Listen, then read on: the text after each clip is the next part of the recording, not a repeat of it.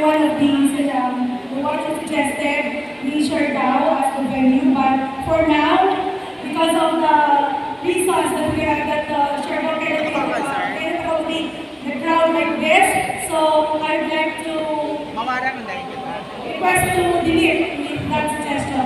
Wow, thank you so much. Thank you so much. Pero ma'am, sandali lang. Kung any of them, may malapit na tayo sa Siargao. Actually, gusto kong personal na mapunta sa Siargao, hindi pa ako nakapunta dyan. Malapit na yun from Siargao. Area principal ng Siargao. Ito pala sa Siargao. Sige, sir, go ahead. I'm from Siargao. Second to last place. But the problem is that we do not have like this. Function center. But there is another way. If we are going to transfer this participant, we can resume Visayas in a transfer way. We can accommodate the crowd. But if in a very tired and it's very expensive. Very expensive. Very expensive. Very expensive. You have to stay in another municipality. Pero kung much money, we can go. Sir, finally, what is your recommendation to the General Assembly? Do it by cluster. Going by cluster.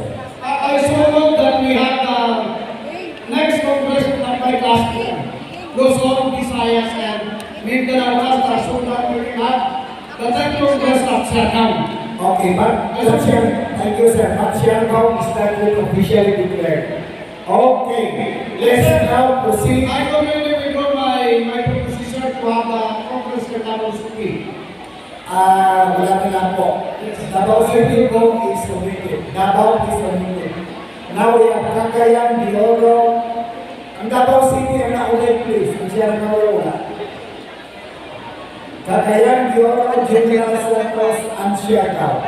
Officers, please help us in the okay. I am Mom Casas. I grew up in Cagayan de Oro City. And I can attest the accommodation of such a big crowd. Cagayan de Oro can really accommodate big crowds such as this.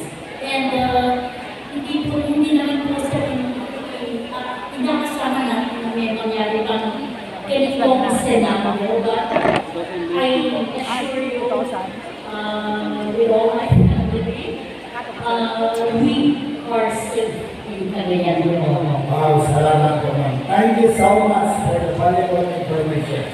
Now, the final decision will be the General Assembly. Yes, ma'am. Sir, I just would like to add also that the previous activities, such as the journalism and the elementary school heads that were there, being warmly accommodated. Saan ang address, saan ang video? Atrium. Di ba saan ang Cagayan de Oro? Yes, sir. Okay, you have the City of Golden Friendship. Wow, thank you so much. Thank you so much. Okay, let's now do the final voting. Officers, please come. Who are in favor of Cagayan de Oro City? Officers, please come. Cagayan de Oro City. Madam Secretary of State.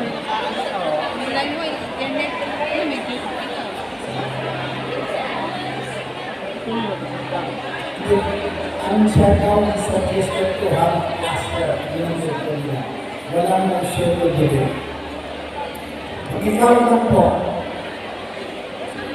Sir Donald, please do the total submission. Kaya dito naman sila 2019. Ako ka rin sila kabalo. Gabay di ka naman sa Davao. Ito na kita. Kagayan ang kita. Higher please. kami sa mga Mindanao garo. Iba sila naman doon. Kami na naman doon. Kagaya, iyan pero si Papa ay. Iyan pero siya na doon. Officers, please come.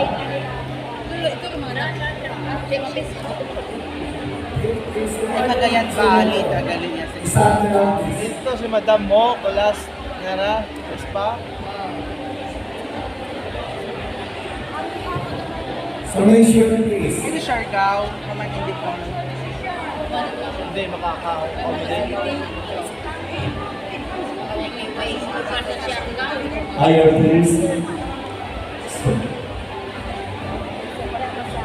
Good time sila. 61 doon.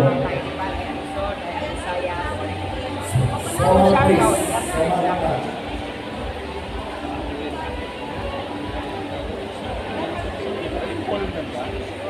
Sa ano ba, kapag gesto na ano, ito tayo pinagay ko sa po. Forward. Ito,